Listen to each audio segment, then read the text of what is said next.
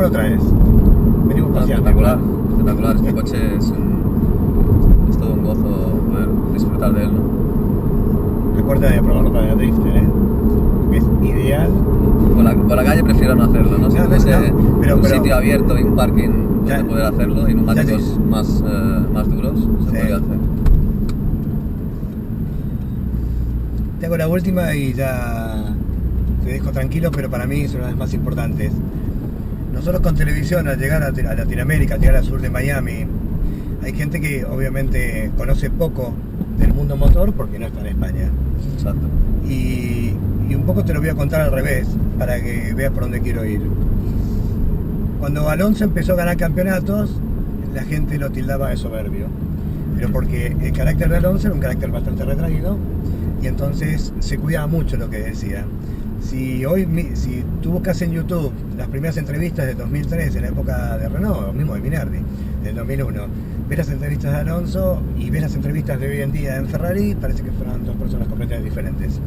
Eso habla mucho de la gente que lo acompaña, eso habla mucho de cómo se trabaja en los pilotos, la esencia de que sean queribles. Hay personas que nacen queribles y hay personas que se fabrican queribles. Con esto no quiero llegar a decirte si te estás fabricando o no, porque hay personas como Valentino que lo tienen innato y hay personas como Pedrosa que no le nace. Es inevitable. Entonces, trabajarlo es un camino muy difícil. A lo largo de nuestras entrevistas, me acuerdo la primera de Montmeló cuando me dijiste esta entrevista es más tranquila, entonces estoy extendido porque estoy compitiendo en un auto de 24 horas, no estoy en el paddock MotoGP. A lo largo de eso la gente empezó a comentar en YouTube, pero claro, este es otro Lorenzo, claro, que se encajona de una manera, y en realidad lo que le pasa a la gente es que está esperando la cara del piloto más cercano al público. No sé si es difícil hacerte la pregunta o es transparente, pero estoy tratando de acercarla. Que a las personas hay que conocerlas, ¿no? Antes de juzgarlas, y juzgar a un deportista por imágenes que tú ves de él cuando está a los 10 minutos de subirse a una moto y a 360 por hora y competir al más alto nivel es un poco injusto, ¿no? Porque estás muy concentrado, estás con cara seria y no estás para bromas, ¿no? Hay pilotos como Valentino que tienen la habilidad o la costumbre de sonreír y de saludar al público como si estuviesen por casa, ¿no? Antes de subirse a la moto, pero hay otros pilotos, como me podría considerar yo, que no estoy por otras cosas, nada más que por estar al máximo concentrado, por saberlo, por imaginarme lo que va a ocurrir próximamente y no me sale, ¿no? No me sale, ni tampoco quiero que me salga, ¿no? Porque en realidad lo principal y lo prioritario es hacerlo bien en la moto y estar concentrado y no tener ningún percance por falta de concentración, con lo cual si estoy en una entrevista más distendida, como estoy aquí hablando contigo y hablando de cualquier cosa, pues puedo mostrar mi lado más humano, más cercano, más familiar. Y también tampoco hay que a veces se confunde un poco la soberbia y la arrogancia con la timidez y con la desconfianza, ¿no? por tus experiencias pasadas. Y hay personas que son arrogantes de por sí y que se creen mejor que los demás, entonces a esas personas sí que se les podría juzgar por lo que realmente son, y hay otras personas que son tímidas o han sufrido cosas en el pasado que les han hecho desconfiadas, y a veces juzgar se puede malinterpretar, ¿no? esa timidez, esa desconfianza por arrogancia y por superioridad, que en realidad no es así. Claro, tú fíjate lo que pasa con Messi, que ya es más catalán que argentino, y es así, o sea, en realidad Messi deja San Nicolás, viene a España, viene a Barcelona, lo cultivan, lo arman, lo ayudan con sus enfermedades y todo, y hoy cuando le preguntas a Messi, cuando va a la selección argentina es como lo sienten lejano, y en realidad tienes que estar en la piel de esa persona que estuvo 4 años en un hotel, tratando de curarse de sus problemas de huesos, alguien que lo apoya. Yo creo que a veces la gente no mide ese día a día, y por eso es que obviamente se critica. Lo que pasa es que yo estoy viviendo una transformación, porque lo veo en la gente, lo veo contigo. Voy al banco mío y me dice, ¿a dónde viene? No, hicimos una nota con Jorge Lorenzo. Ah, pero es muy arrogante. Digo, no, ¿sabes qué? Es un buen tipo, ¿viste? Es un tipo tranquilo, pero lo tienes que sacar de cámaras. Le pasa a todo el mundo. Y cuando lo ves a Messi, a veces parece también arrogante, y en realidad es súper vergonzoso. No es arrogante, pero está muy compenetrado. Exacto. Exacto, yo creo que es así, ¿no? Lamentablemente o por suerte, porque si no fuese rápido en moto la gente no sería popular, no sería famoso, ¿no?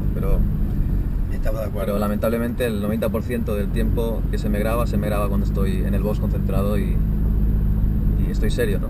Y cuando realmente estoy normal parece que estoy muy serio, pero en realidad estoy normal, ¿no? Y tengo facciones de persona seria cuando no estoy riendo a carcajadas. Estamos de acuerdo. Por eso la gente, o alguna gente me puede ver de esa manera, cuando en realidad ni me creo superior a nadie ni creo que estoy por encima del bien y del mal. Simplemente tengo un talento diferente a otras personas que he tenido la suerte y las circunstancias de poder aprovecharlo. Eres consciente de esta clase de cambios, ¿no? Porque has entrado hace poco en Twitter, tienes muchísimos seguidores, y eso te obliga a estar encima de una red social que es injusta a veces y muy justa a veces cuando quiere, en donde te tienen hoy arriba y mañana te matan. Se han ido para allá, ¿no? No, están ahí adelante. ¿Son ellos? Sí, adelante del jeep está la lámpara. No, o sea, te das cuenta que el mundo está cambiando, se está poniendo muy global y se está poniendo de mucho contacto directo. O sea, tú llegas a la carrera y tienes que mandar un follow a Twitter porque sabes que tus seguidores están esperando tu comentario cuando dejas de desayunar, ¿no? Sí, sin duda la imagen es muy importante y tienes que intentar cuidarla, ¿no? Porque la gente ve de ti solo ese momento y ese momento tienes que sacar tu mejor yo, ¿no? Tu mejor personalidad.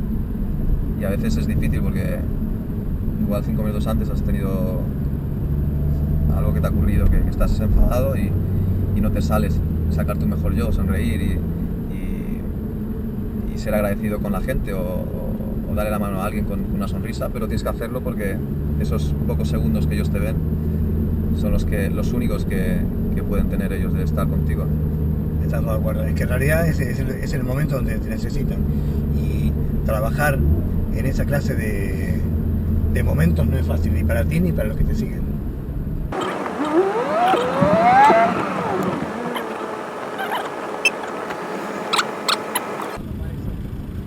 Ok, viernes el fin de semana, gracias por la nota y Doña Rosa va a estar más contenta. Sí. Diviértete con el caimán. Gracias por todo. A ti.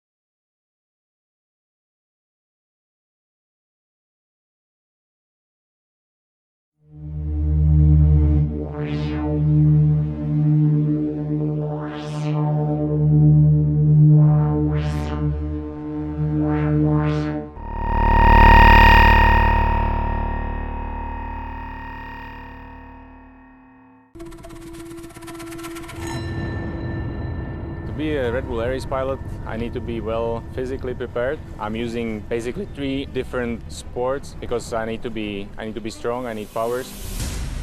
I'm going to gym. Then I need endurance, so I run a lot. And the next thing is I need a balance. So, and I'll use jet surf for this kind of preparation, for this kind of training. Fly just for 100% in the racing mode. It's just a few times, 2-3 times, and the body is tired. It's a little bit different compared to Formula 1, for example. They are racing for 2 hours, but this is much more intensive kind of racing. That's the reason why we don't race there 2 hours, and we can race just for example 1 minute. Our body is so much stressed by the high G maneuvers.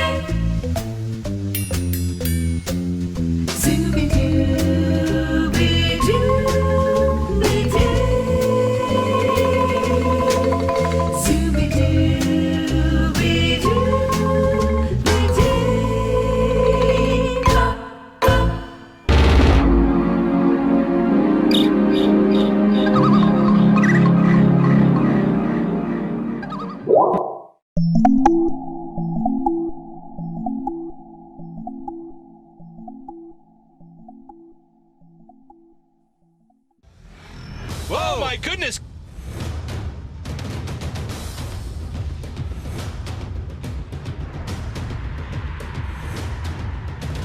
Seconds warning. The Red Bull Crashed Ice Team World Championship continues to heat up in event number 3 on the Ice Cross Downhill World Championship Tour, returning to Munich after a 4-year absence from the capital of Bavaria. Early on, the action is incredible, and it's clear the fans will be treated to some serious team racing today. That and some serious carnage.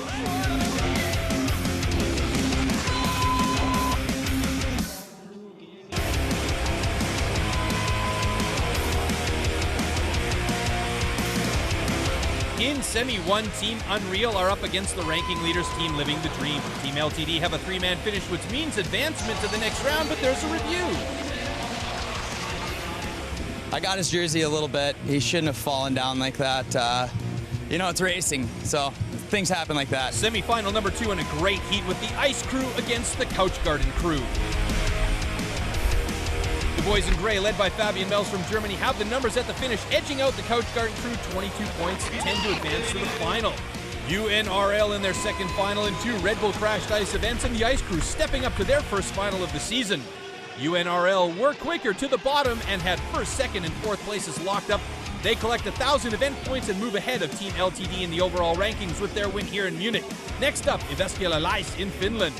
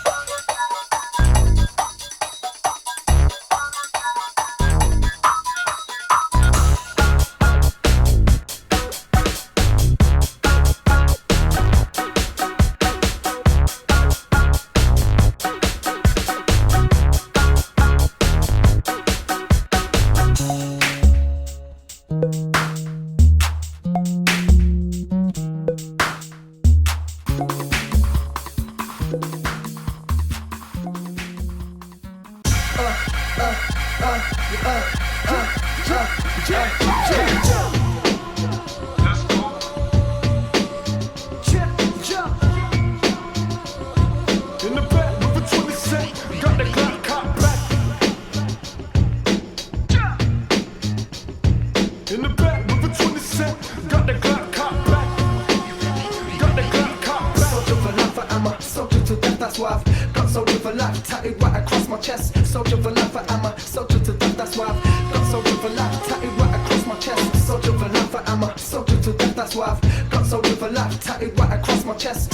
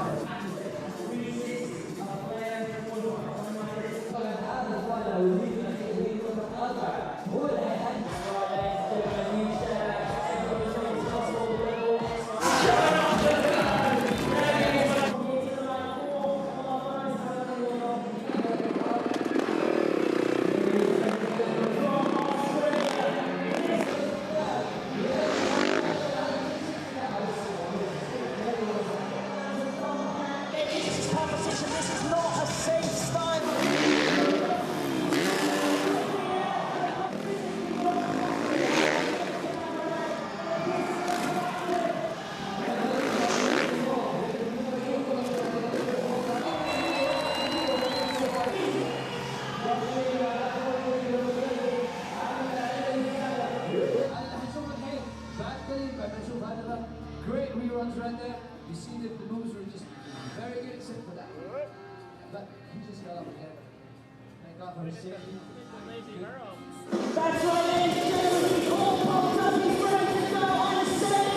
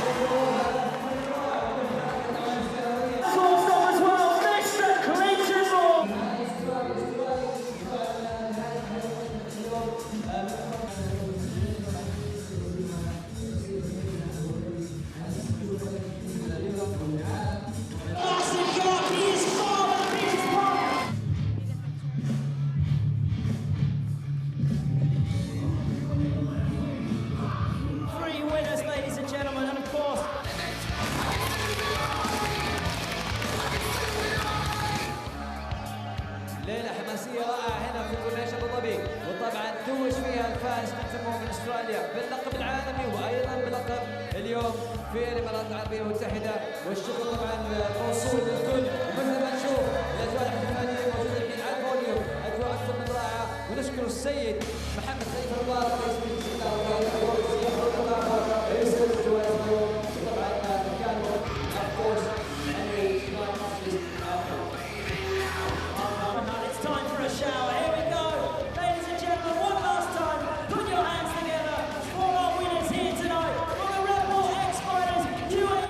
And to come out here and do what I've achieved here tonight has just been the most unbelievable thing in my life. And you know, this has been a dream ever since I was a child and started freestyle motocross, and now I'm here. It's now a reality. And what I'm thinking all my hard work has finally paid off, and you know, I'm just living the dream. And I'd like to just thank everyone out there, really. And I just feel light and just want to relax now and let it soak all in. Here I am, I got a first, and you know, in my eyes, Tom's still a legend to me, and he's my number one. The whole season's been definitely a hard mental game. It's just on my mind, you know, just making sure that I have a smooth, consistent run and doing everything that I already know what to do. And just to stay calm and turn it back a notch and have fun this year. And I think that's just been my secret to having all the wins and, you know, having such a great year. So, you know, there's been pressure throughout the year, and, you know, this has by far been the worst, the most pressure. Yeah, I feel good. Wasn't my best run for the final, but yeah, overall I bring my new trick here, which is what I wanted to do, and leading into the final I did everything I wanted, and I was super excited about my riding, and yeah, to be on the podium with two other Aussies is pretty good. This year was really scary. I thought the sport was just going to skyrocket through the roof, and it has somewhat taken leaps and bounds, but yeah, I'm still able to stay pretty strong. The level of riding is amazing, so you know, obviously challenging for everyone. Everyone's really picked it up this year, and you know, stressed us all out. So you know, I had to really try my hardest to try and keep up, try and keep ahead of everyone, but yeah, it just didn't go my way this year. So next time.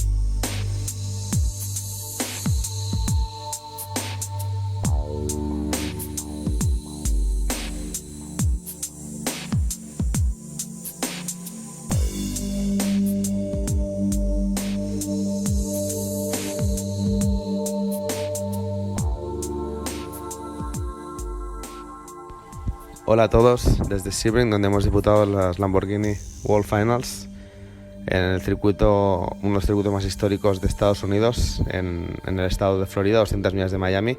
Ha sido un honor y un placer poder hacer esta carrera gracias al buen trabajo que venimos haciendo durante todo el año en el Lamborghini Super Trofeo en las 24 Hour Series. Y bueno, la verdad que ha sido un fin de semana muy bueno. En la primera carrera del Super Trofeo Europa hemos conseguido hacer un podium, acabar terceros en la categoría Pro Am, después de que mi compañero de equipo, Aaron Schlotter, me dejara el coche en la posición 33, pero cerca del grupo delantero, ya que hubo safety car durante la mayor parte de la carrera, del inicio de carrera. Gracias a ello pues pude hacer una buena remontada del puesto 33 al tercero de la categoría Pro Am. Y nada, la segunda carrera del Super Trofeo Europa fue también unas condiciones parecidas, pero en lluvia. También hubo safety car al principio de carrera y remonté del puesto 31 al puesto sexto absoluto y quinto de categoría Pro Am, también gracias a que estábamos cerca de los coches delanteros por el safety car que hubo a principio de carrera. Y en las dos carreras del Super Trofeo World Finals no tuvimos tanta suerte con el safety car, no hubo safety car ni en la carrera 1 ni en la 2, lo que hizo que el coche, cuando yo lo cogí, estaba bastante lejos de las posiciones delanteras. Todavía sí pudimos remontar bastantes posiciones y acabar la primera carrera en el top 10, y en la segunda, cuando estábamos rodando cerca del top 10, tuvimos un problema mecánico en la primera curva que nos obligó o nos echó hacia el muro y nos hizo retirar de la carrera nada más a falta de 2 vueltas. Pero bueno, muy contento de cómo ha ido la temporada y ya pensando en la próxima carrera, que serán las 24 horas de Dubai, que voy a disputar con el equipo Christian App Racing de Audi Sport junto con pilotos de fábrica de Audi Sport. Y muy contento de aquí poco espero poderos ya dar unas noticias muy buenas de dónde vamos a estar corriendo el año que viene, además de las carreras de las 24 horas de Dubái.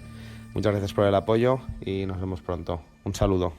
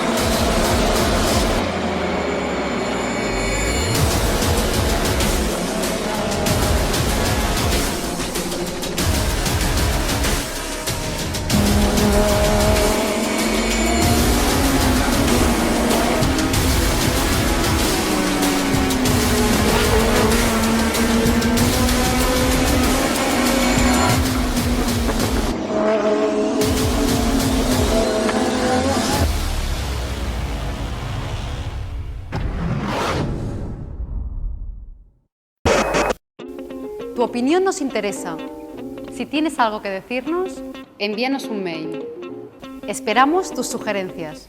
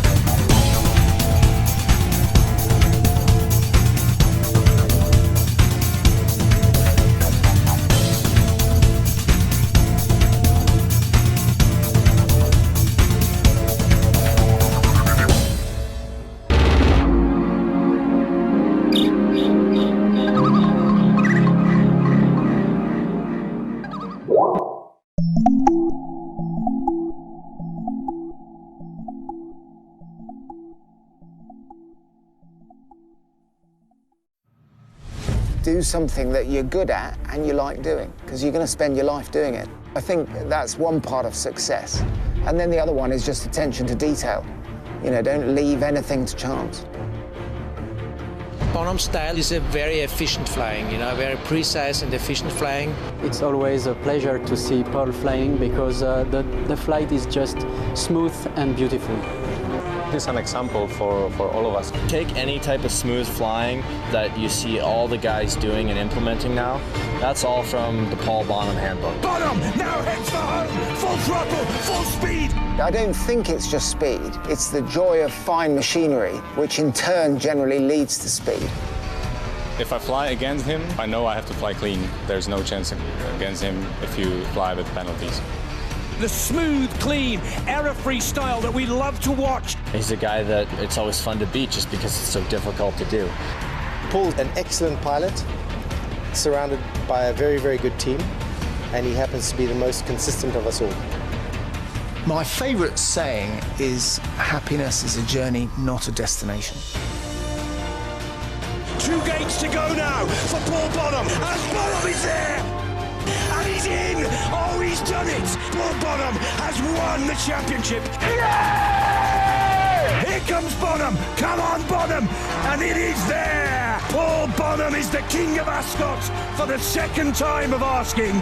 I respect him a lot since the beginning, especially about his flying, which was always something I looked up very much. Paul's as much as part of the Red Bull Air Races in my mind as anything, because from the time I started watching the Red Bull Air Race, Paul's been competing in it, and he's been doing well for so many years that he's always a guy to watch. All of us, he's just got everything and done better, and I can see clearly why.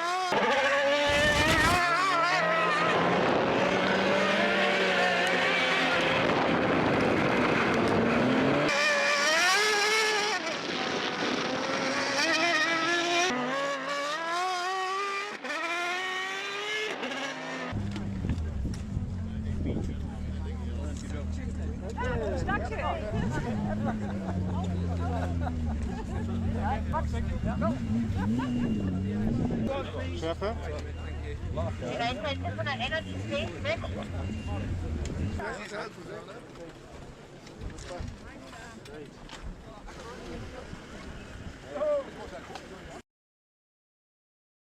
It was very cool to do. Yeah, I mean, it's a different world for me as well. But I enjoyed it a lot. I mean, it's quite special to go up and down all the time. And then you have this amazing view. The car is moving around quite a lot, but yeah, it's nice. You're just playing a bit with the car. So yeah, I'm really looking forward to the rest of the day. Yeah, I think we can't go much faster than this because then it starts to be a bit too bumpy. But yeah, it's quite cool to do like a drift, you know, twice, you know, to turn around and you know, to go back up and down. So yeah, definitely I enjoyed it a lot, and it looks really almost like a track because they really painted it like that. Yeah, I mean also riding in this landscape, I think it's very special and it's very nice to see.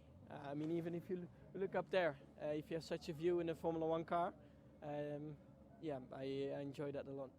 Es war ganz cool. Es ist nicht so einfach, aber am Ende, ja, es sieht schon sehr schön aus natürlich hier in Kitzbühel natürlich und das macht viel Spaß. Ich glaube, es ist immer schwierig, um hier zu fahren. Natürlich auch mit einem Formel 1 Auto ist es etwas schwieriger, aber es macht viel Spaß und das ist, glaube ich, das Wichtigste. Oh, it's just amazing and fantastic, and it shows what is possible if creative people have the freedom to organize something for the spectators. And in the end, you know, a sport is there to get the spectator really excited, and I think this is optimum possibility in the combination with the Hahnenkammer race, the Formula 1, with chains in the snow, unbelievable. Yes, I think Formula 1 is still the most spectacular motorsport event, and Hahnenkamm is as well the most exciting and spectacular downhill race. So this combination fits well together, and to make it possible from the technical side with the Formula 1 was not easy, but our people did it very well, and it shows if you have a will and if you have an idea and you're not hindered by regulations or some strange people, then exciting things are possible. Da geht mir durch den Kopf, was alles möglich wäre in der Formel 1, wenn man Kreativität mehr zulassen würde und wenn man einfach wieder sich besinnen würde, dass es letztlich ein Sport ist, der ein Spektakel für die Zuschauer bieten muss. Aber das ist natürlich das absolute Extrem und mit dem super Wetter kombiniert ein Formel-1-Auto mit Schneeketten. Also aber all das ist möglich innerhalb kürzester Zeit, auch die Schneekettenmontage, die in Graz innerhalb von ein paar Stunden erfolgte. Und nochmals, so muss Show sein und kombiniert mit hartem Sport. Ich glaube, das passt gut zusammen. Formel 1, die spektakulärste Motorsportform und das Hahnenkammrennen. Ich bin jetzt gerade mit dem Hubschrauber rauf, von oben schaut ja das alles noch wilder aus. Also das ergänzt sich gut und ich glaube, mit Verstappen muss man ja aufpassen, dass er da nicht sich mit dem Auto hinunterlässt. Von dem kannst du das alles erwarten.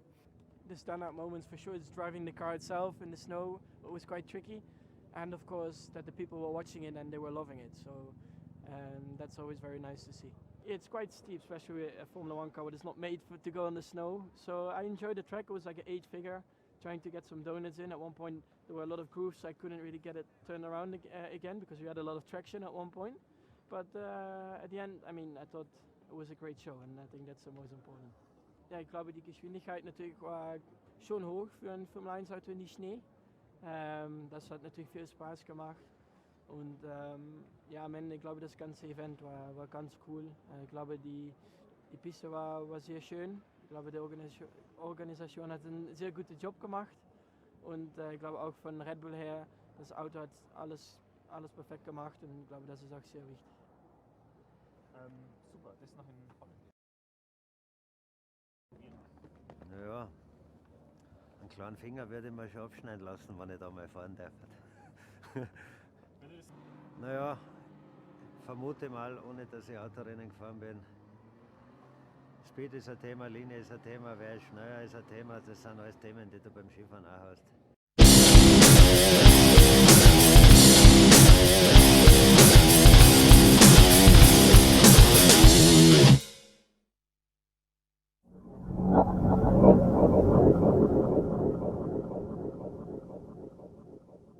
Perfect's never perfect news already old.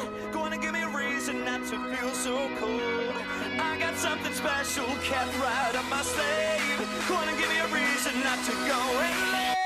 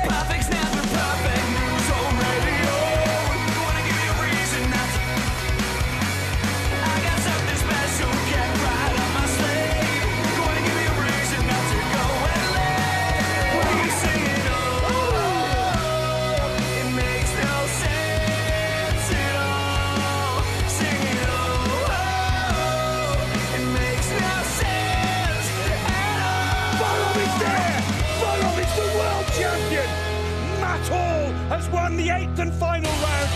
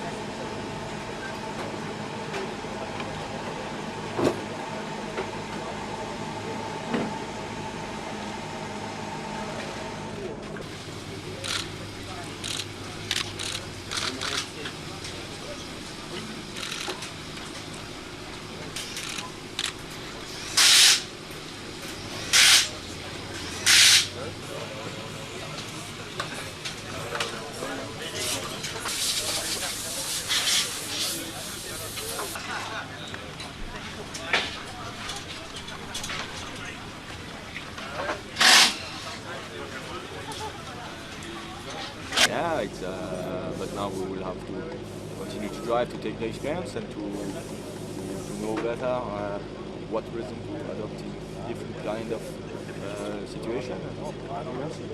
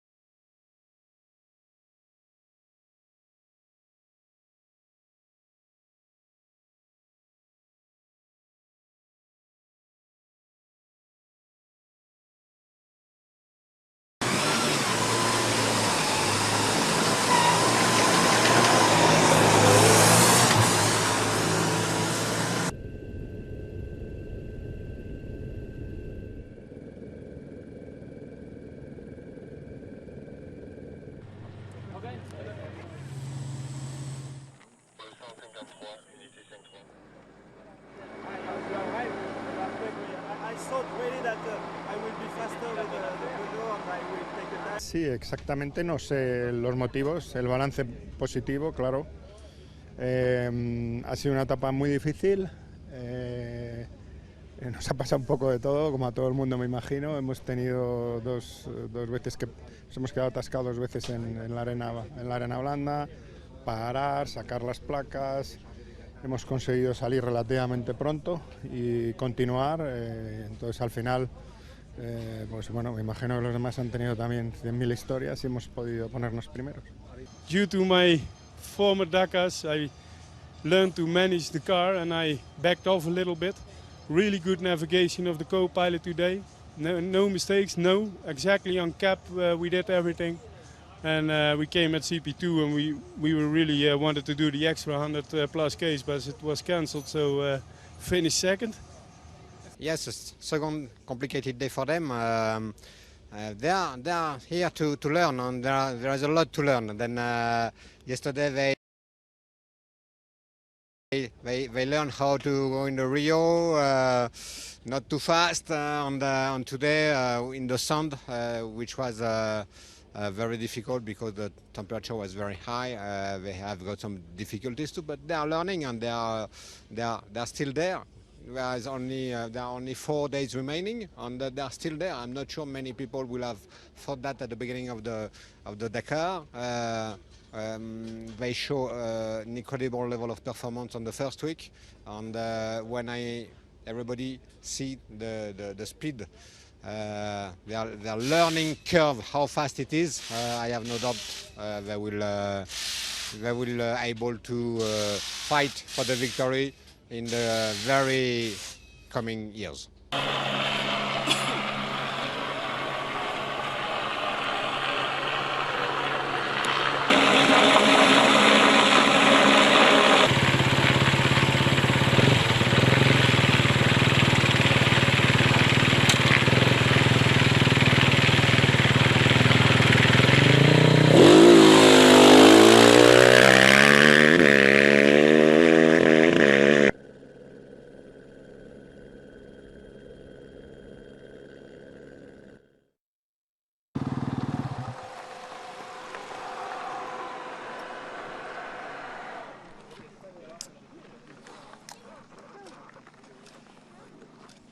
Thank you.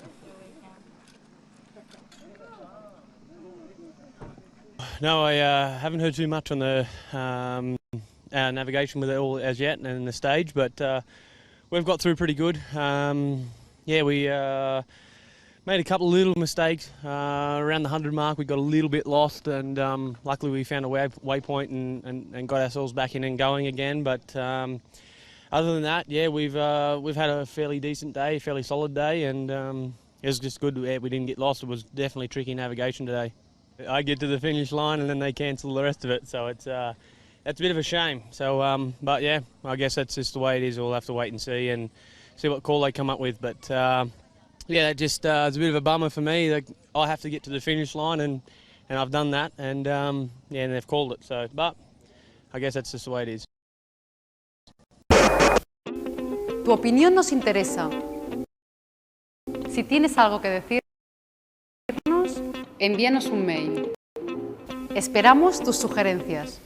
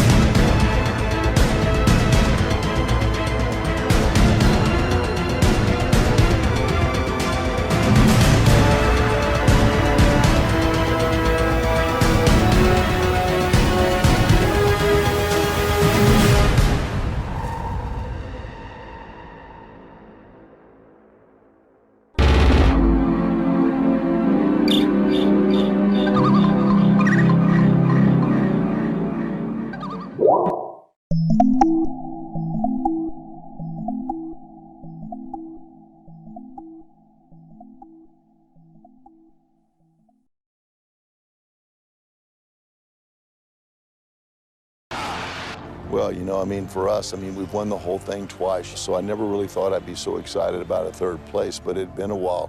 I was kidding with everybody over there. Yeah, I started to forget what the champagne smells like, you know, so it was nice to have that scent again, and I liked it, so I'd like to do that again, and I'd definitely like to do it here.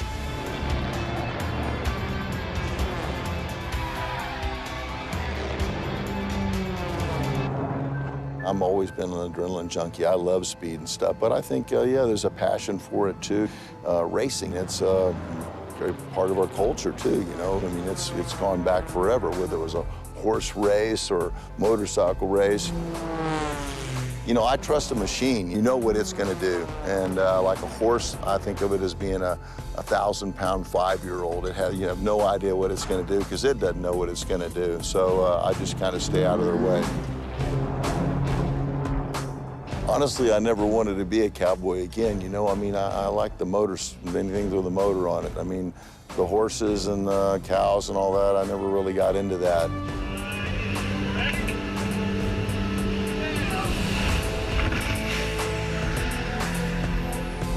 And Luke Akins was the guy I was riding on his back. He's flying a wingsuit, and it was a lot of fun. I mean,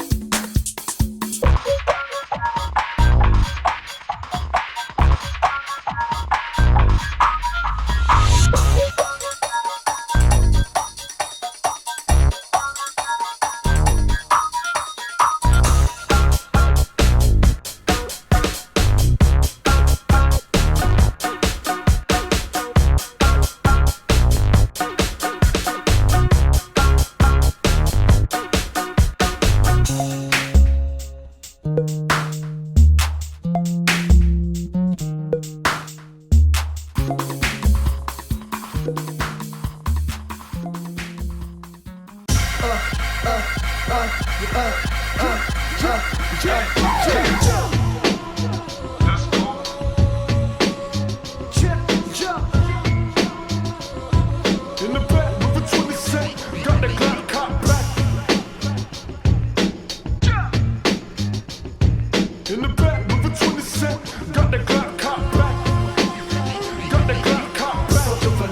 I'm a soldier to death, that's why I've got soldier for life tatted right across my chest. Soldier for life, I'm a soldier to death, that's why I've got soldier for life tatted right across my chest. Soldier for life, I'm a soldier to death, that's why I've got soldier for life tatted right across my chest.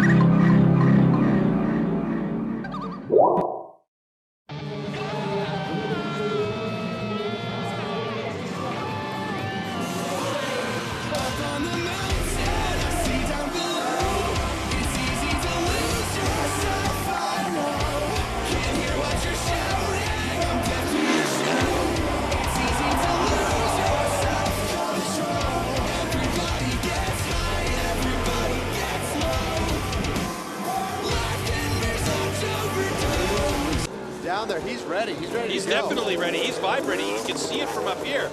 All right, here we go. Finally, letting him go out on course.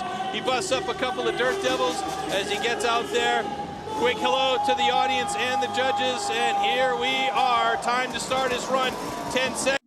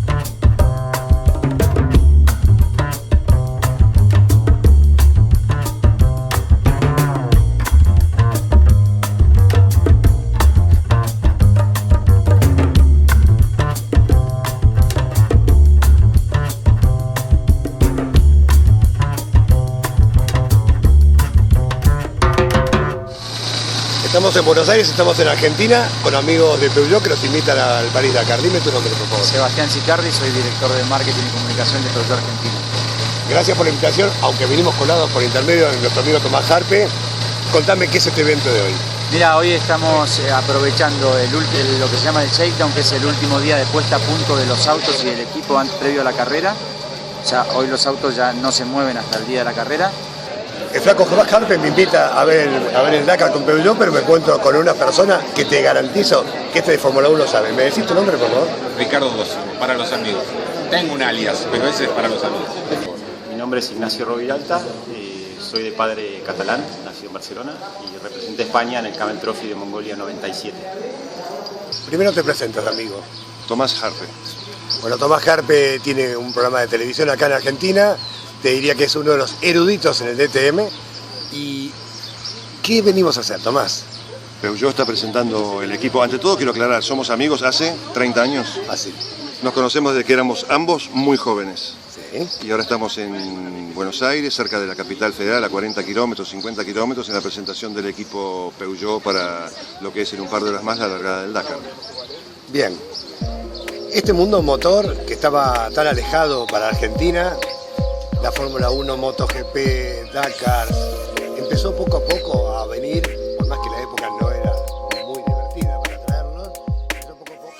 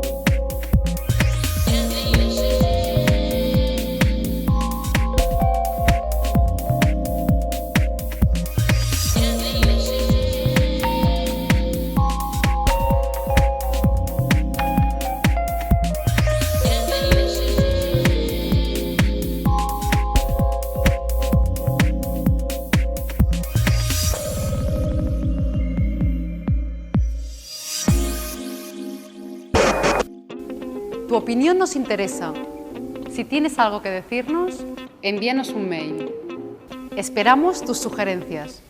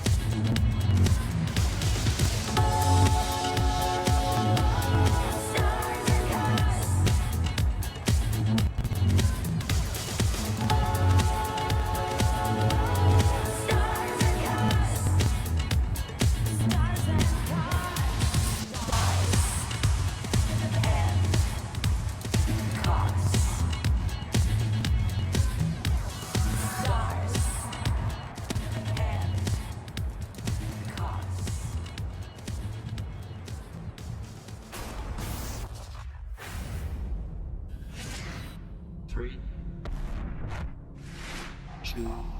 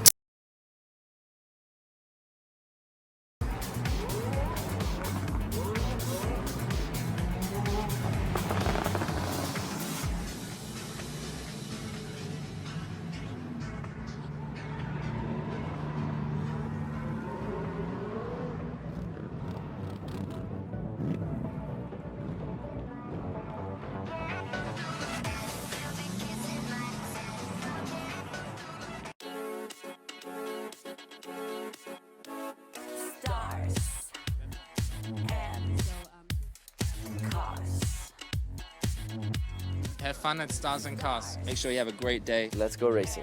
When the beat drops out and the people gone, we still be there for me, Jaya. When the beat drops out, life happens when you're making plans, flying high and shaking hands. The song will write you, you don't write it right. Didn't mean to fall in love, was rhythm that created us. Schön, dass Sie gekommen sind, schön, dass Sie uns den Pokal gebracht haben. Wow, das ist eine Wahnsinnskulisse hier. Es ist unglaublich, 6 Teams haben wir gewonnen, 6 Rennen haben wir gewonnen und damit natürlich bewiesen, dass die absolut besten Teams für uns fahren und dass die schnellsten Autos ganz eindeutig einen Stern haben. Wir wollen das auch heute richtig gut feiern. Das wird Racing geben, das wird Entertainment geben. Und vor allem freuen wir uns, dass so viele Fans gekommen sind. Niki Lauda driving the Mercedes-Benz 500 SL Rally and Toto Wolff in the Mercedes-Benz 450 SLC. Ich sag hey, immer reinspaziert, alles läuft so wie einstudiert. Willkommen zu Hause, zurück von der Pause. Back to the roots with inclusive fat bounce. Berlin, Cape Town, Barcelona. Wir kommen in. This is the most valuable car in the world. Überall schöne Frauen und die Nächte in die Show.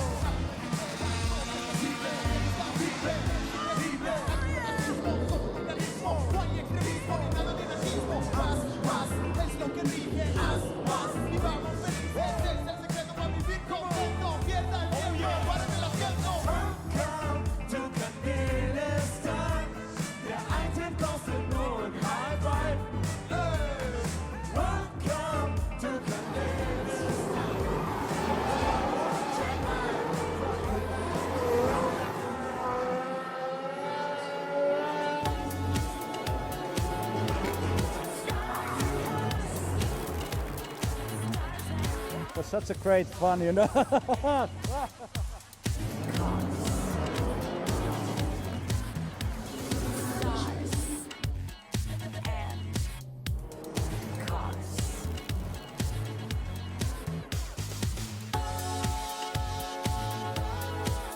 Wir Fahrer haben Spaß, wir fahren verschiedene Autos, je nachdem wie weit man kommt.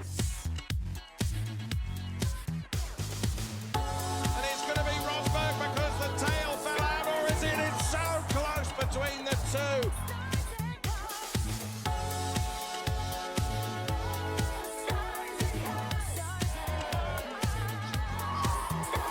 The donuts and the drifting was the best. I love drifting, you know, I'd never get to do it so much.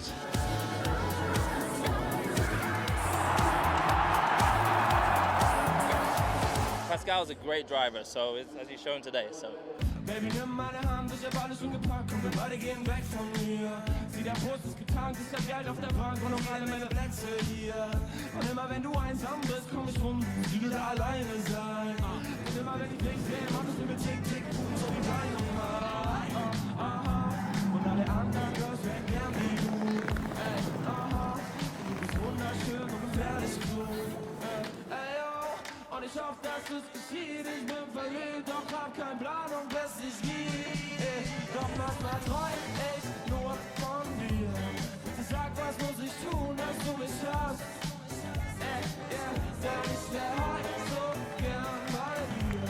Und ich glaub, ich fänd es cool, wenn du mir gehörst. To get everybody together on one playing field and show how good they are against each other is sensational. Great racing, great spectators, great music, really doesn't go any better. This is a new format of Stars and Cars. This is the future of Stars and Cars.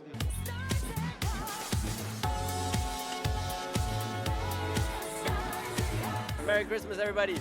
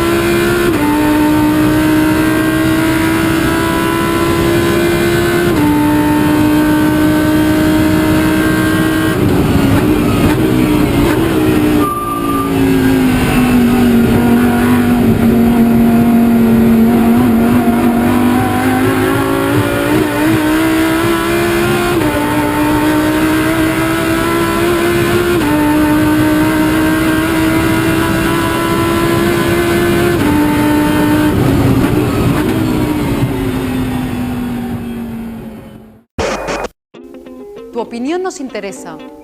Si tienes algo que decirnos, envíanos un mail. Esperamos tus sugerencias.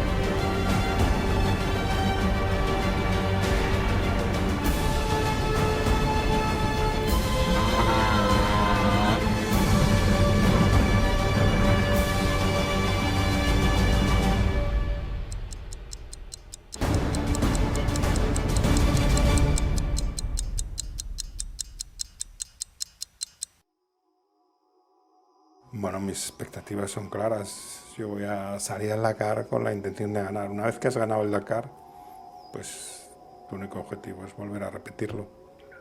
Cuando fiché por el equipo Peugeot, me apetecía mucho ese nuevo challenge de tratar de ganar con dos ruedas motrices y un motor diésel. Creo que yo me muevo mucho por retos y ese reto, ese challenge de conseguirlo, me sigue atrayendo y por eso estoy aquí. Desde luego, cuando esté en la salida del Dakar, mi objetivo va a ser intentar ganar.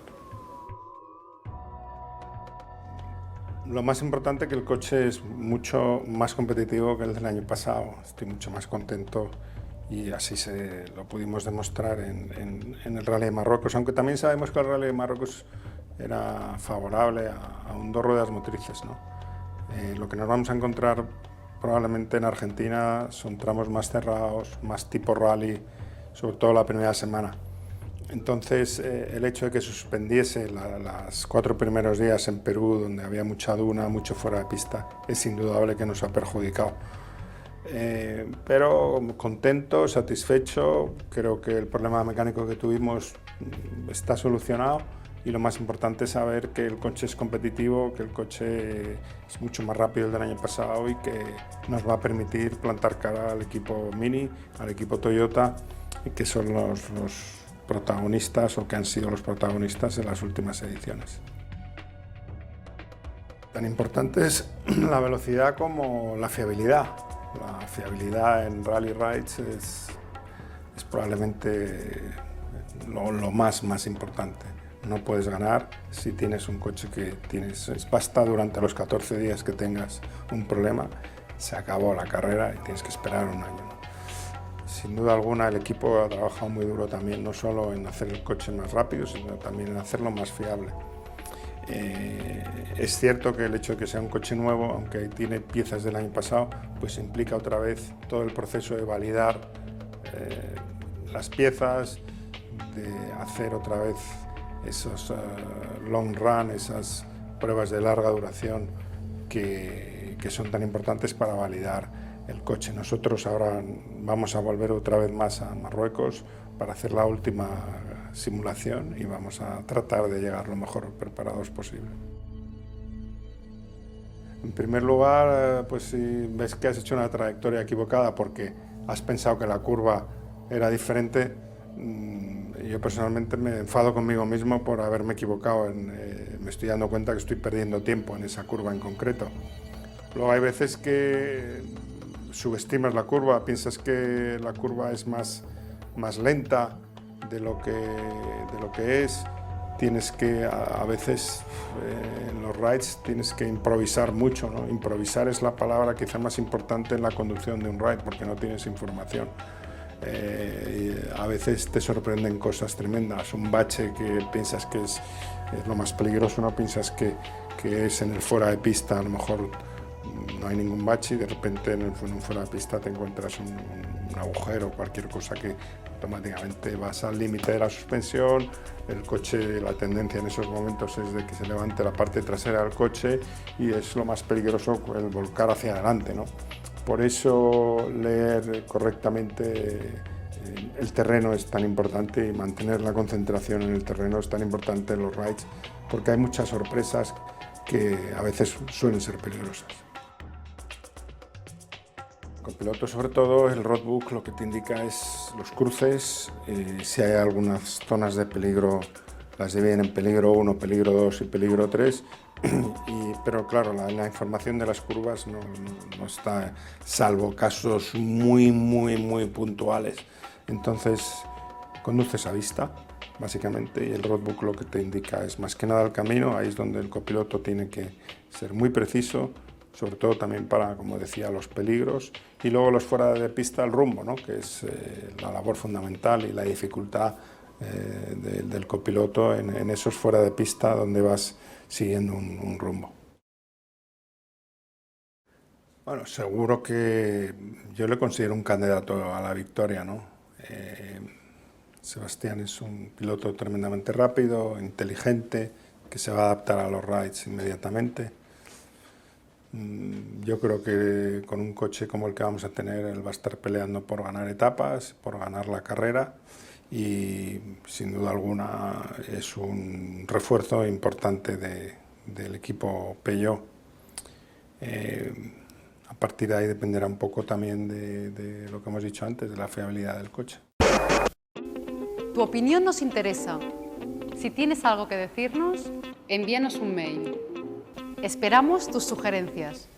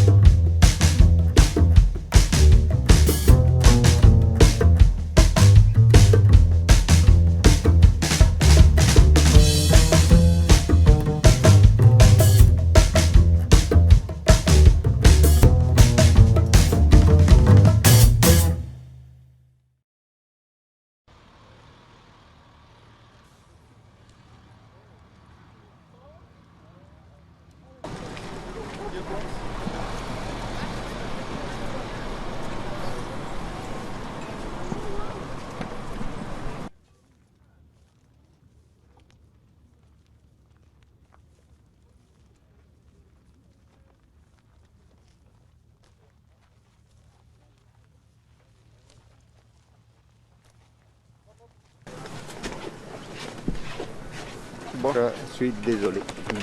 C'est comme ça. Salir primero hoy era malo. Yo creo que estaba bastante complicado más con las lluvias y luego se fue complicando cada vez más. Pinchamos 2 veces, la pistola no funcionaba.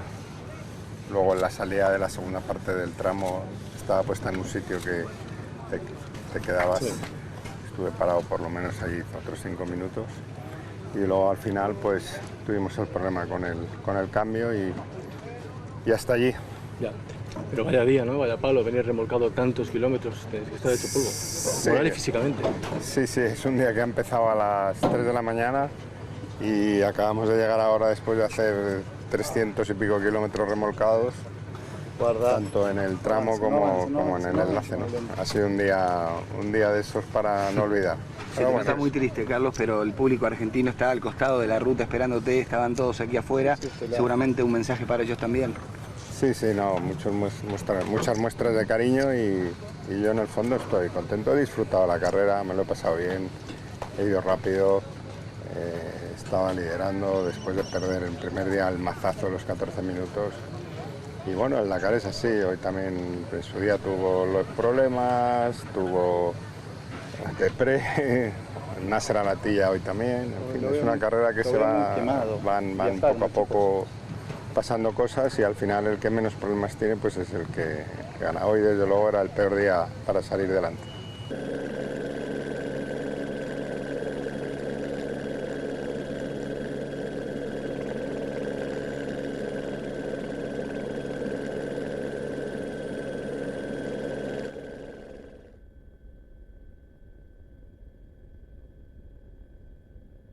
Very long and really very hot. I was pushing all the way, and yeah, I'm quite happy to win the stage, you know. And last 30 kilometers we broke the front drive shaft. You know, we have only 2 wheels, but it's good. You know, the tire working very well and no puncture, nothing. You know, the Michelin really was going very well here. I need to say one more day finished, so it's not so bad. The result I don't know, but for sure this morning we start really safe.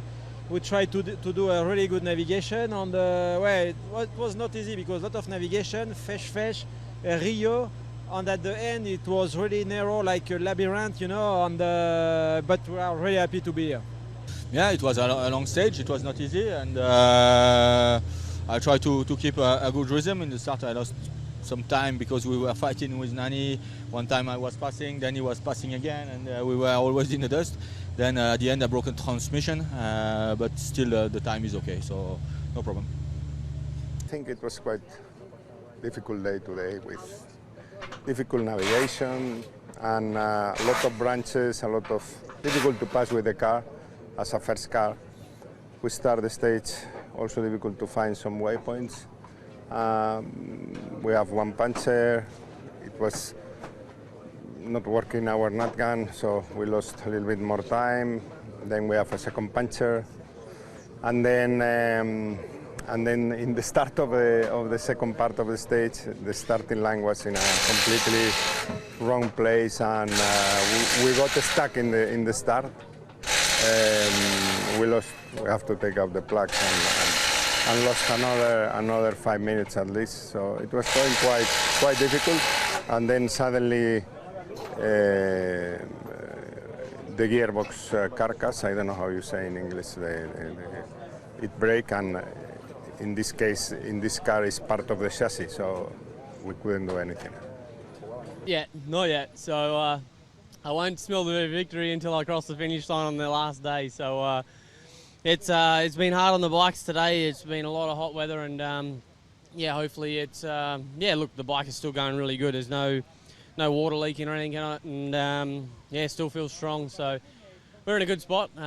Mio did a good time today. He got the test win, beat me by 18 seconds, so it's all good. We've made a bit of time on overall second, which is our main goal, and hopefully the next 2 days we can just take it a little bit easier. Yeah, sure, it's amazing. It was a tough day for navigation.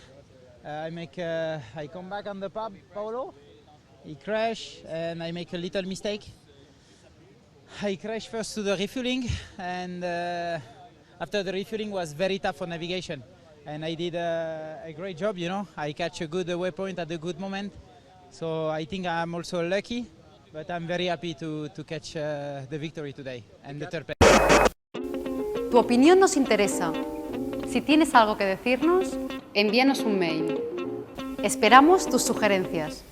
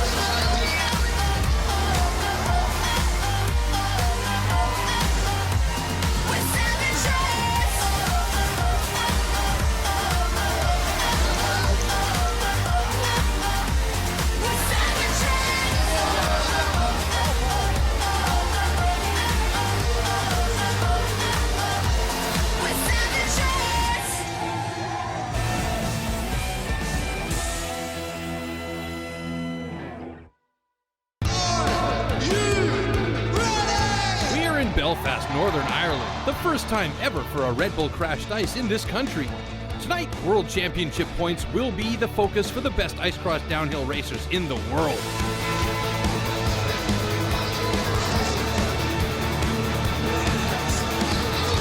This track is challenging for everyone, especially after 5 events in 5 weeks, and fatigue is starting to play a role. The track's amazing, one of the fastest ones we've ever had, so just trying to have some smooth runs and continue into the finals here. Kyle Croxall is nearly eliminated in the round of 32, just barely getting a skate across the line to move on with Luca Delago. Then, in the quarterfinal, the 2012 world champion just doesn't have enough energy left. After battling from behind, Kyle is knocked out of the competition. What can you do? My legs were gassed. I gave it everything good in that last heat to catch back up, and these guys got the whole shot on me. So keep my head up and go into Edmonton and try for a win. Meanwhile, the other Croxall brother, Scott, keeps on powering towards his goal, advancing to his third final in 3 events. In semi-final 2, it is all-out war to try and find position and space on track. Speedsters Marco Delago and Dean Moriarty, looking to block the line, get tangled up and nearly take each other out, while Luca Delago sneaks through. A clearly fatigued Cameron Noss also doesn't have the juice to keep up and falls back, while reigning champ Marco Delago brings up the rear and is eventually eliminated. The final. 24,000 people await in anticipation for Scott Croxall, Dean Moriarty, Dylan Moriarty, and Luca Delago to race.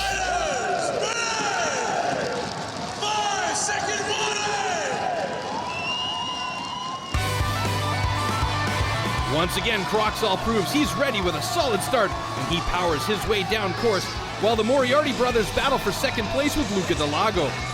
Scott Croxall reaches the finish line to win his 3rd in a row and continues his dominance of the 2015 Ice Cross Downhill race season. Yeah, it feels amazing, especially against some of the top guys in our sport. Just happy to get another win here. Scott moves into a solid lead in the overall standings and will head to the next Red Bull Crashed Ice in Edmonton, Canada on the 14th of March with a target on his back. Will you be there?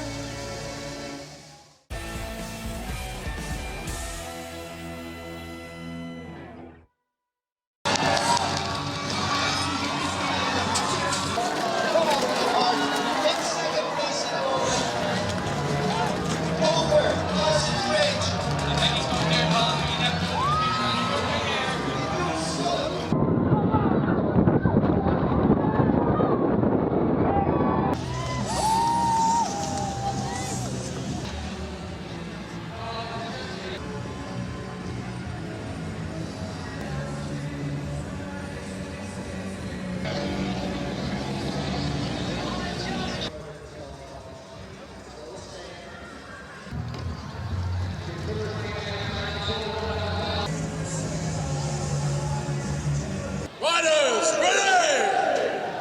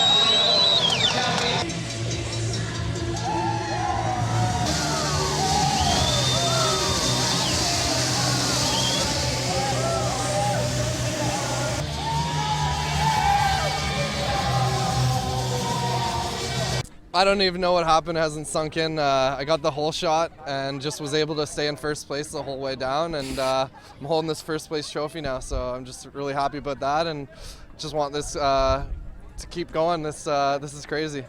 Yeah, I've had so many chances for this World Championship, second place overall, a couple third places and a fourth place, so it was just a matter of time until I figured out how to win these final races, and I figured it out. Now the floodgates are open, here we go. This was a very intense course. You had to be on the point all day and know the course really good. We had some good practice runs. I just felt really comfortable on it. Yeah, the Belfast crowd was just crazy. I mean, the fans were just cheering all night long, getting us going. So I hope it comes back here and we get to compete in front of them again. That's a dream come true. Me and him worked so hard in the summer and it paid off going second and third there. Yeah, the track was really technical, speed and technical at the same time. Me and my brother are good at both, and it paid off.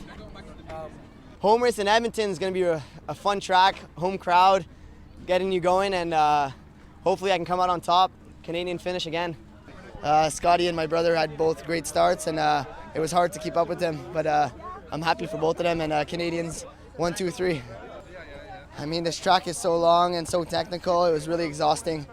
I saw Luke at the final, he was just on the floor dying. It wasn't hurt or anything, he's just exhausted. I think that's how everyone was feeling, even after the semis, after the finals. It just takes everything out of a rider, but it's an awesome track and it was fun. Yeah, we're really excited. We've had a number of international events over the last number of years, so it's really good to see a winter sports event in Northern Ireland. Well, I'd rather the professionals were doing it than me. It looks quite scary, but it's a fantastic backdrop against which to have the track. I'm really looking to see what kind of speeds and bumps they have along the way. Well, of course, we've got the topography, so it's downhill, and of course the backcloth, I think, makes it especially unique.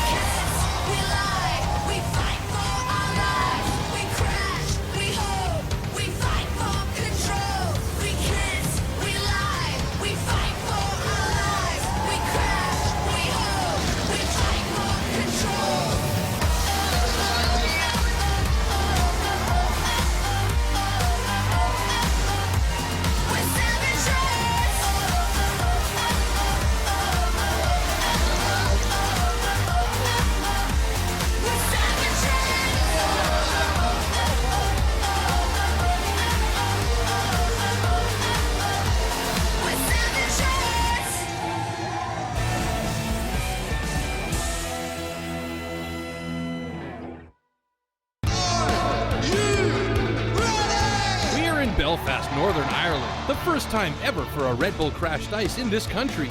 Tonight, World Championship points will be the focus for the best ice cross downhill racers in the world.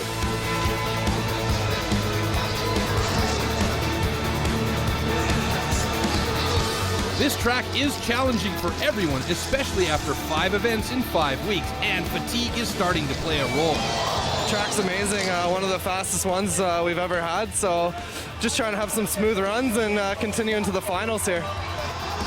Kyle Croxall is nearly eliminated in the round of 32, just barely getting a skate across the line to move on with Luca Delago. Then, in the quarterfinal, the 2012 world champion just doesn't have enough energy left. After battling from behind, Kyle is knocked out of the competition. What can you do? My legs were gassed. I gave it everything could in that last heat to catch back up, and these guys got the whole shot on me, so keep my head up and go into Edmonton and try for a win. Meanwhile, the other Croxall brother, Scott, keeps on powering towards his goal, advancing to his 3rd final in 3 events. In semi-final 2, it is all-out war to try and find position and space on track. Speedsters Marco Delago and Dean Moriarty, looking to block the line, get tangled up and nearly take each other out, while Luca Delago sneaks through. A clearly fatigued Cameron Noss also doesn't have the juice to keep up and falls back, while reigning champ Marco Delago brings up the rear and is eventually eliminated. The final. 24,000 people await in anticipation for Scott Croxall, Dean Moriarty, Dylan Moriarty, and Luca Delago to race.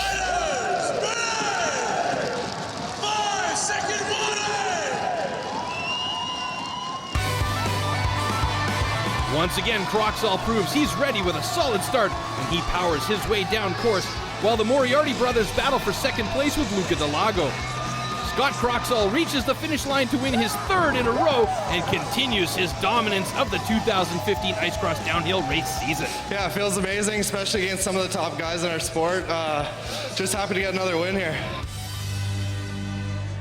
Scott moves into a solid lead in the overall standings and will head to the next Red Bull Crashed Ice in Edmonton, Canada on the 14th of March with a target on his back. Will you be there?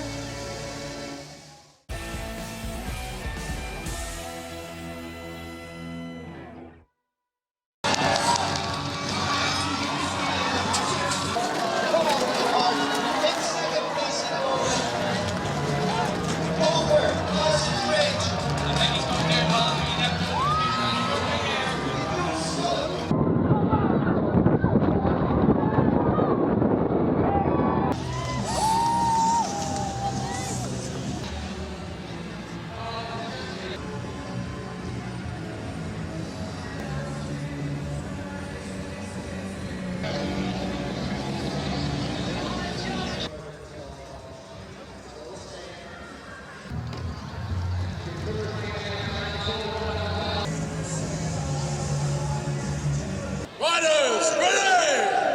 5-second warning!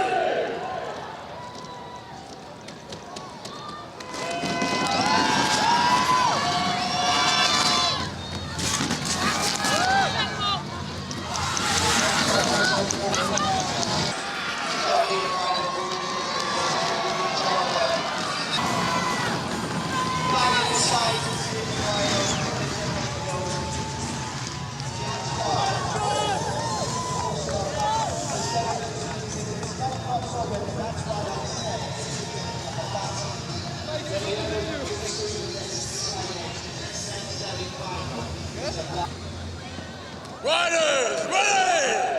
5-second warning!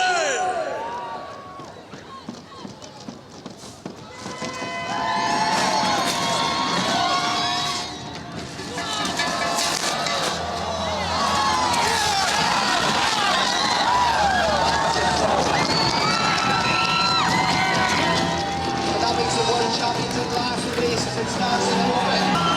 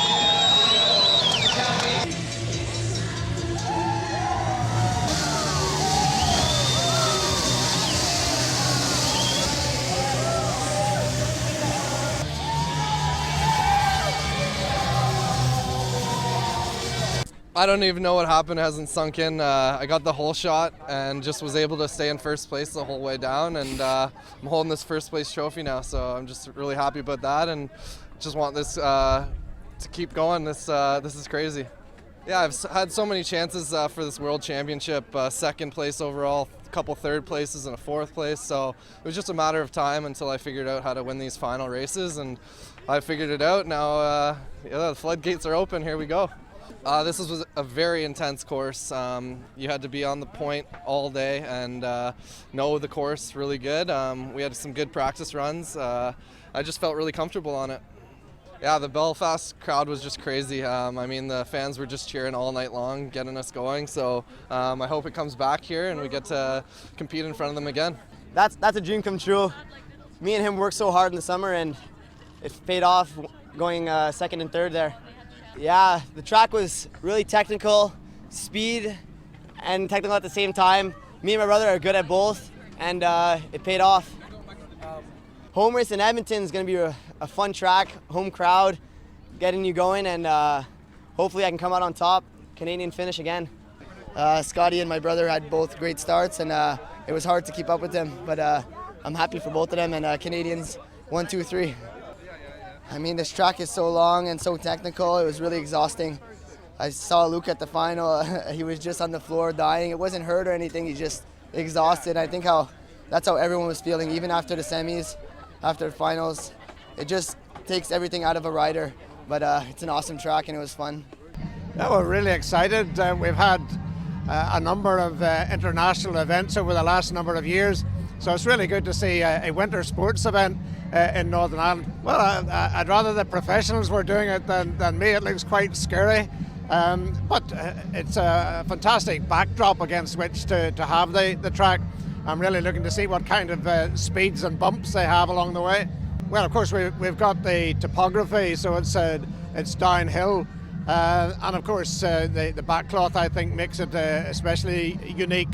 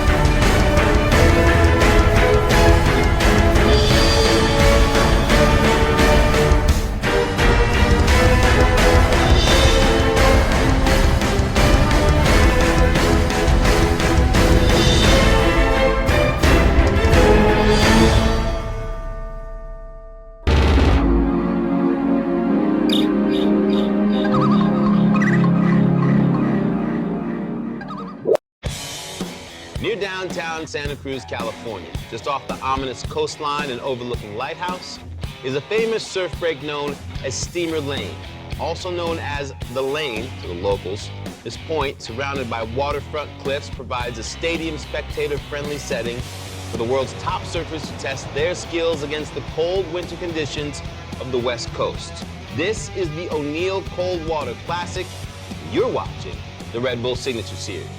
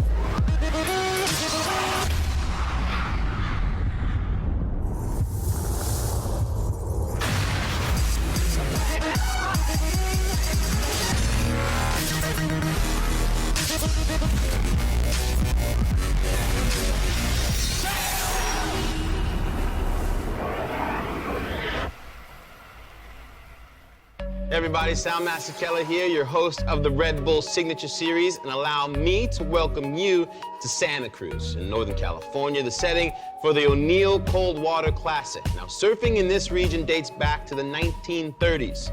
Steamer Lane gets its name from the ships of that era that traveled back and forth to the Santa Cruz Pier, and on the flat days actually generated the waves for local surfers. Now, this is surfing unlike what typically comes to mind with warm tropical locations. This region comes alive in the winter months with conditions that include big waves, water temperatures in the low 40s, navigating giant bull kelp, and even the occasional sighting of sea life that includes killer whales and great white sharks. Yet, despite these challenges, the location of this cold water right-hand reef point is protected from the brutal northwest winds, which typically shut down other breaks in the region. And with that, offers consistent waves like we have today at this perfect right point. Our finals are about to start, so we're going to check in with Chris Cote and the big wave legend, Mike Parsons. Thanks, Sal. Yes, welcome surf fans to Steamer Lane. This is the 2015 O'Neill Cold Water Classic.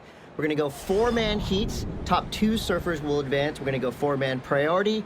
Snips, that means this is like gentlemen's rules surfing, correct? It is. It's basically taking turns with four surfers in the water, and that will be a great addition to this year's event. The waves today are great in that 3 to 4 foot range. Judges will be looking for those big, explosive, powerful maneuvers. This is a classic right point, and these guys will be going off today. Thanks, Mike. Let's go to Chris Pastris on the bluff. Thanks, guys. We've got some good conditions for surfing here at Steamer Lane. The water is uncharacteristically warm at 64 degrees, which is great for surfing. We've got a light offshore wind, medium-sized waves, 4 to 5 feet, but we spoke to our contest director. Word is these waves are building and will peak just in time for an epic final.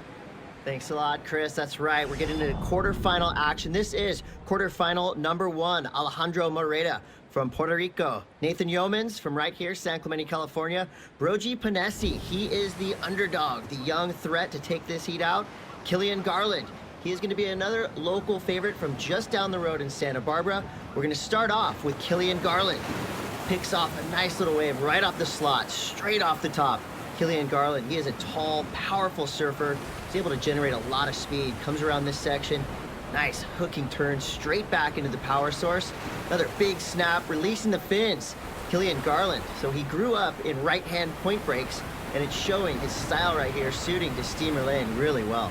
Well, it really is, Chris. He's got a beautiful style. He's a tall surfer. He's got a lot of leverage. He was really smooth through his turns on that wave, as now we'll pick up Alejandro Moreta from Puerto Rico. Beautiful snap right in the pocket there. And this is another nice looking wave at the lane. And as you mentioned, those slot waves are the ones these surfers are looking for with that scoring potential. Two big scores to start us out, a 7-5 for Killian Garland, followed up with a 6-7-3 for Moreta. Let's take a look at Killian Garland's opening wave. Yeah, I like his pace on this wave. He's really smooth. That was a great turn right there, releasing the fins. And steamer lane is one of those waves that has a lot of refraction and bump off the rocks, so your timing and the pace of your surfing is very important. Alejandro Moreta here, really nice snap right in the pocket there, and then a little foam climb. So those are some good opening scores, and those will put those two surfers in a great position.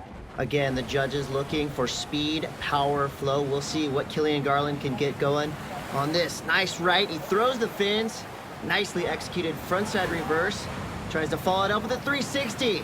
A nice combination for Kilian Garland. Yeah, that was a case of really surfing that wave up. It wasn't much of a wave, and two fantastic moves for Kilian Garland will give him a decent score. And now Panesi on the wave behind. Look at all the bump coming off the rocks there. Beautiful first turn, throws the fins, and another one. This is a difficult wave to ride, and he's doing a very good job of timing his turns. Brogy Panesi, of course, he is the grommet in this heat, the youngest of these four competitors.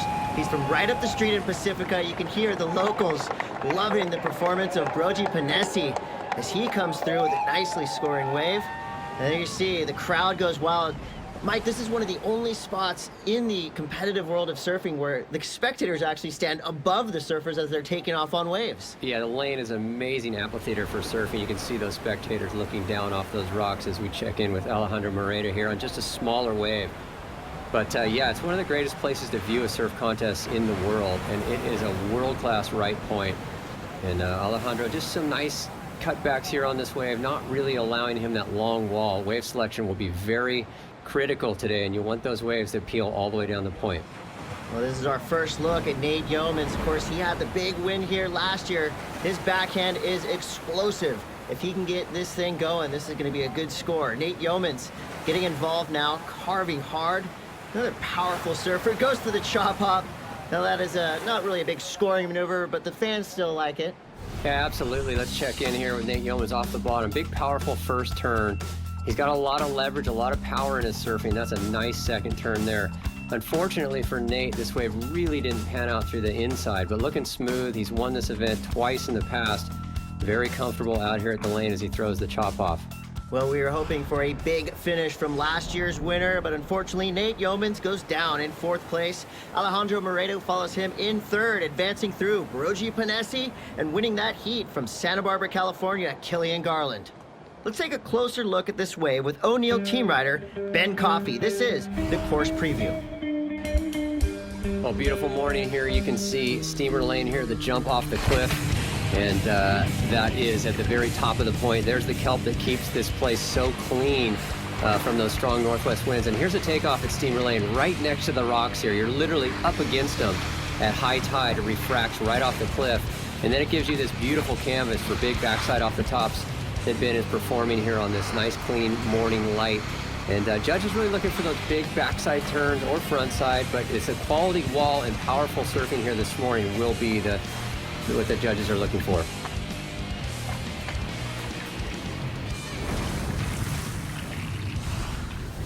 We are all set for quarterfinal number 2. It's going to be Jake Halstead from La Jolla, California, Victor Doan from Newport Beach, Rafael Teixeira, our sole Brazilian in this event. And we're going to wrap it up with Derek Peters, surfer in yellow. He is from Huntington Beach, California. Derek Peters, of course, he was a standout here last year. We look for Derek as probably one of the threats to take out this entire competition. We're going to start with Derek Peters in yellow. Yeah, U.S. team member for a long time. Beautiful first turn there. This is a great looking wave. He's really in rhythm. Those first two maneuvers were major. And Derek, just a really strong, smart surfer. Always on the best waves, and really maximizing some big turns on those first two turns on that wave were excellent. Keeping it critical, yet keeping in total control. Derek Peters, his first wave comes through at a 7.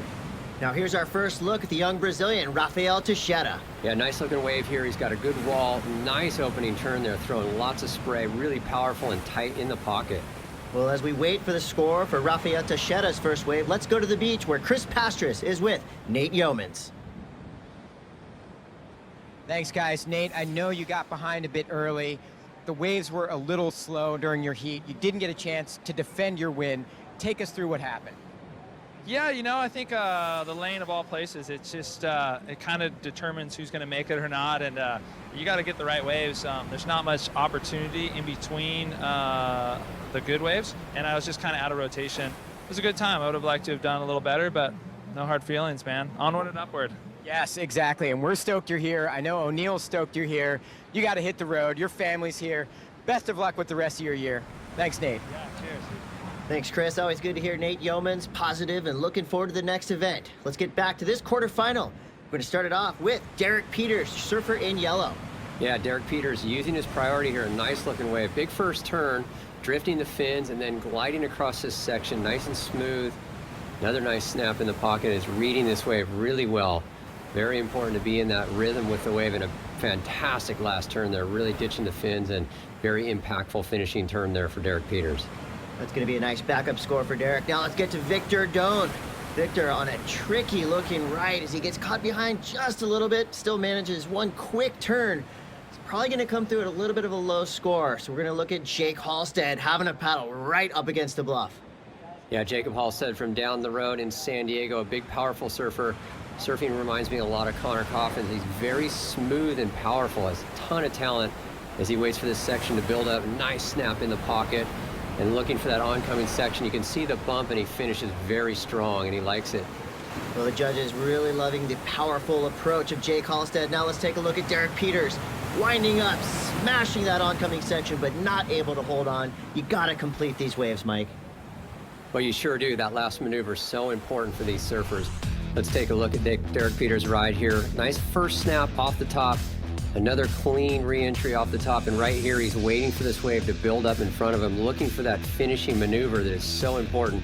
Goes for the massive layback, good timing there, and just catches his rail and goes down.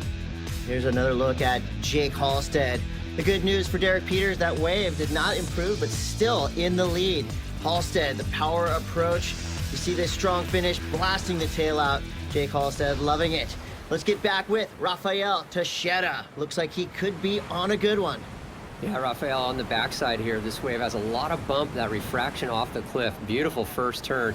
And now the wave gets smooth right here, and he's right in the pocket. Has a really good rhythm going here. Very powerful surfer, has a lot of leverage, and really nails that third turn there in a beautiful sweep. He is in perfect flow with this wave and a massive finishing turn. And he loves it, and he definitely is going to get a great score there. Those are some major, major turns. Well, that could have been the nail in the coffin for Jake Halstead. Jake's got one more opportunity in looking back at this wave for Teixeira. Backside vertical approach, the judges rewarding Teixeira with a 7.10. Yeah, so much power in these turns and really smooth. This turn right there, right on the money.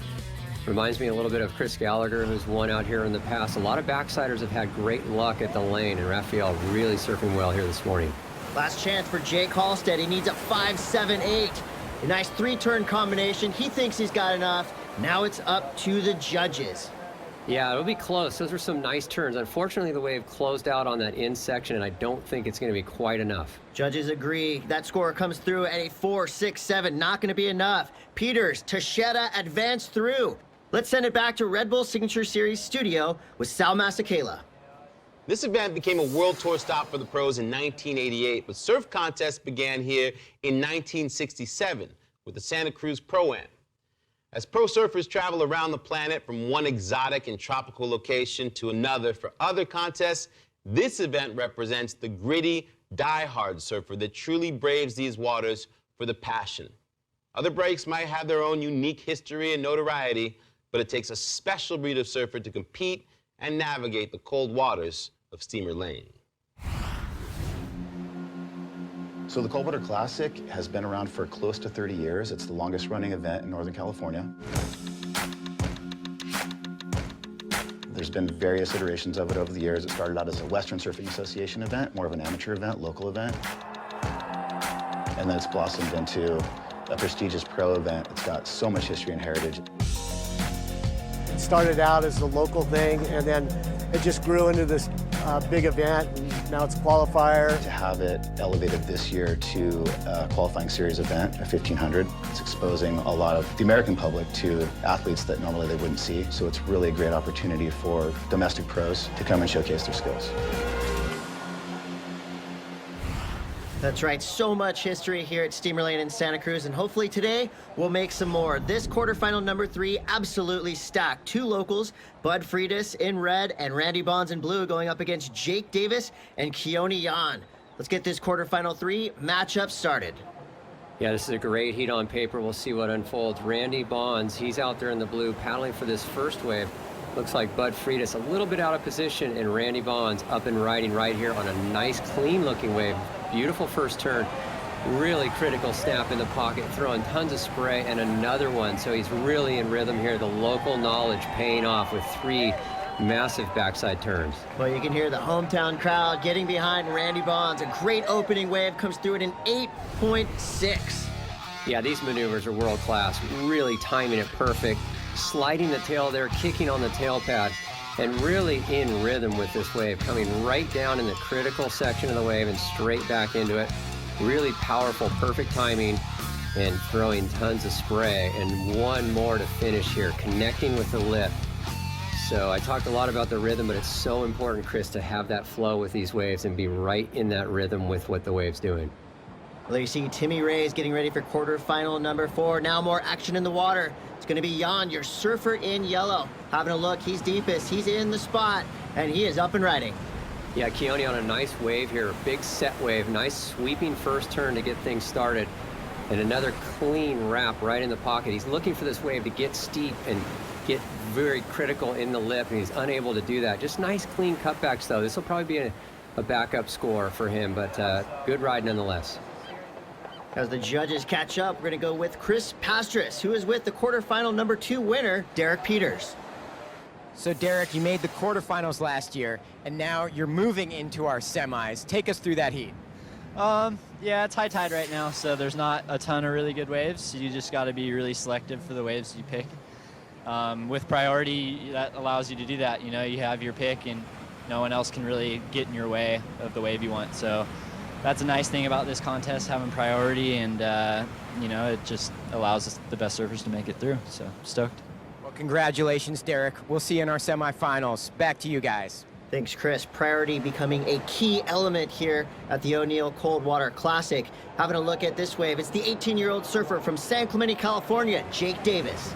Yeah, Jacob Davis, a very powerful young surfer, got a ton of talent, and he's picked a nice-looking wave here. Beautiful first turn off the top here. This wave is tricky though. Sometimes it'll slow down and have so much bump. He's trying to find something where he can do something spectacular. He's looking for an air section here over this wave to build up. Jacob, one of the most talented young surfers in America, but unfortunately that wave not cooperating, a lot of bump, and he was only able to do a floater on that finishing maneuver. You could tell he was coiling up, looking for just the perfect section.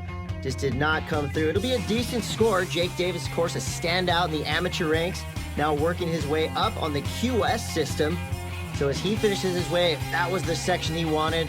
And the body English tells us that was not the score he was thinking was going to come from that last wave. Now we have a look one more time. Your surfer in yellow. Last chance for Keone Jan. Yeah, Keone on an inside wave here, but let's see if it doubles up for him. A couple of clean turns, and he's in rhythm with this wave. Some good surfing. Some of those medium ones turned out to be really good scores. A really powerful cutback there.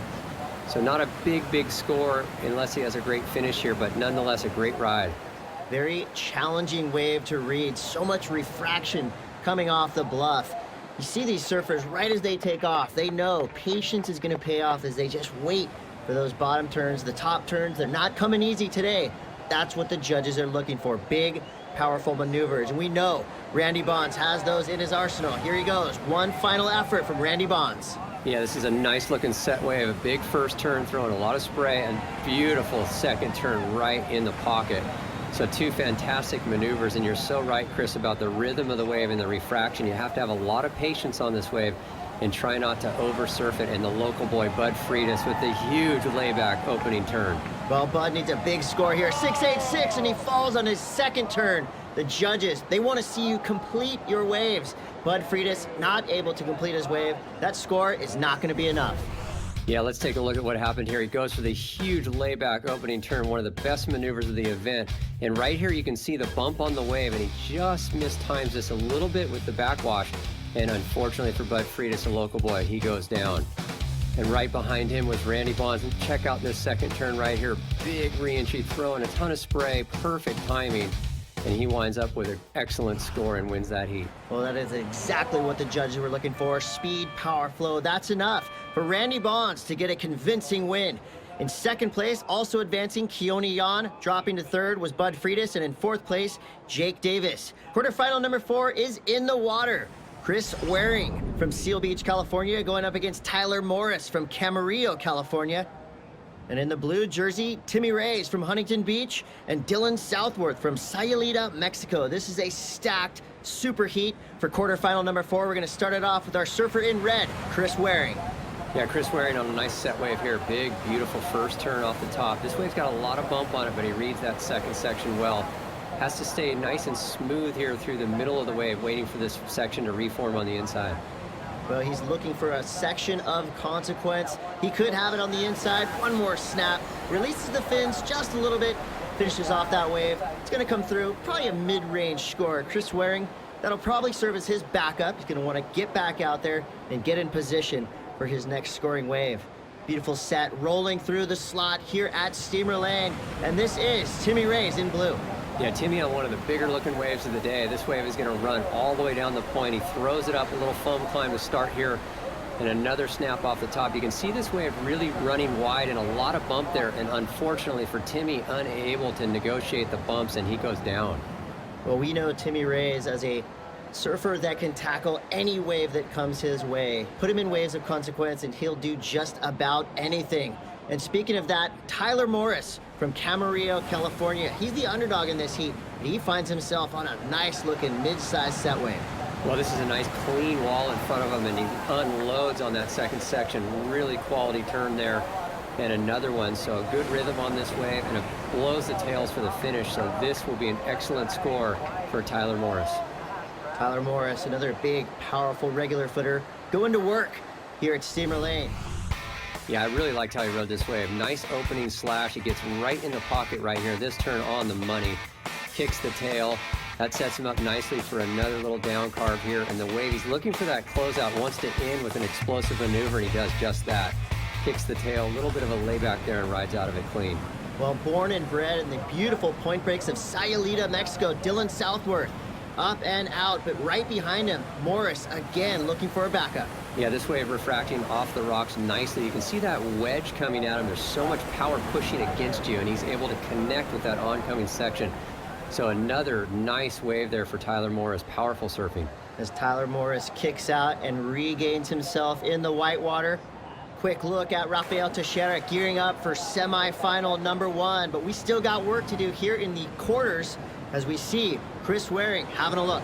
Yeah, nice looking wave here. This one has a bit of bump off the takeoff, but a smooth wall on it. Opens up with a nice clean carve.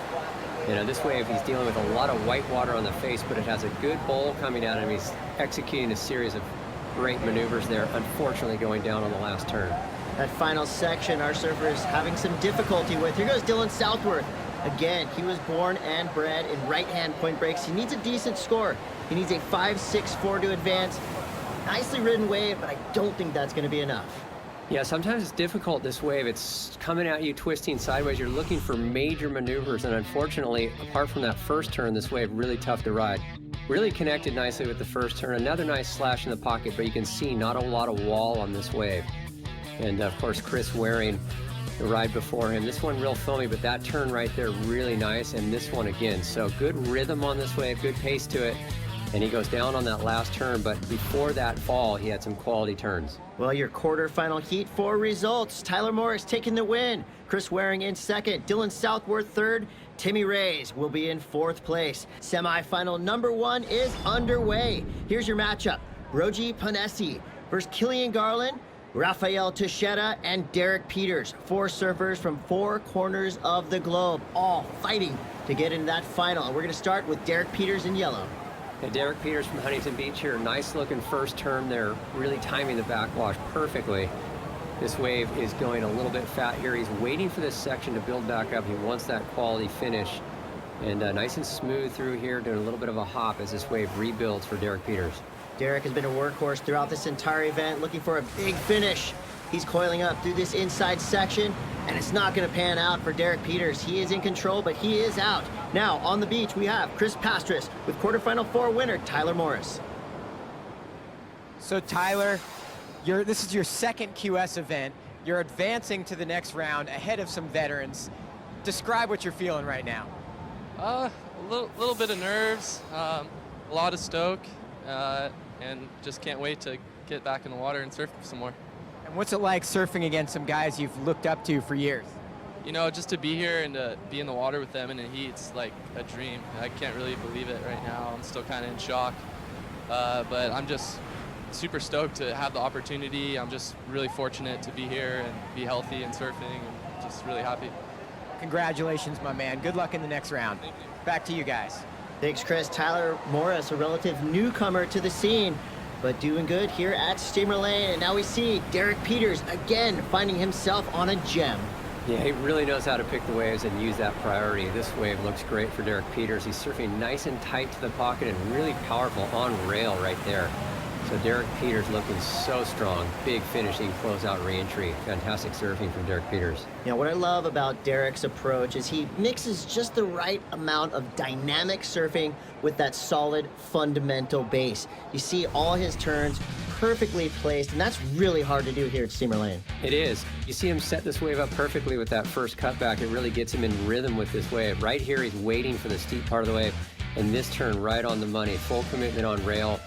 Connects with the closeout section, so nice timing, powerful surfing, and very smooth for Derek Peters. Now we see 4 surfers in possible contention. It's going to be Rafael Teixeira. We'll see what his backhand can do here on this right at Steamer Lane. Yeah, nice little setup turn there. You see he fades nice and deep in the pocket here. Really like his surfing, how smooth he is and powerful. Nice, big, clean carve off the top as he waits for this wave to build back up and then nails it right on the money there. So Rafael really in rhythm here, picking good waves and surfing very strong. Well, the sole Brazilian in this event doing damage on his backhand. That score comes through a 7.27. It's all about those quick backhand whips. The judges really appreciating the power of this young Brazilian. Yeah, he's really using the entire wave. See how he fades here and gets nice and tight to the pocket.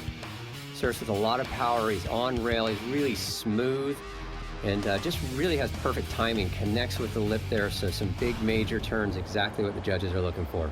Well, it looks like at this point, Teixeira finding himself yet again in the spot. He can do no wrong, Mike. Yeah, look at this. He's on another good wave. Big first turn. He's going to have to wait to get around this section. You can see all the bump and refraction. Now he's in the clean part of the wave and nails that second turn. He's absolutely on fire here in this semifinal, surfing with so much confidence. Big, explosive backhand maneuvers. The judges are eating it up. A 6.97 for Teixeira as he paddles out the back.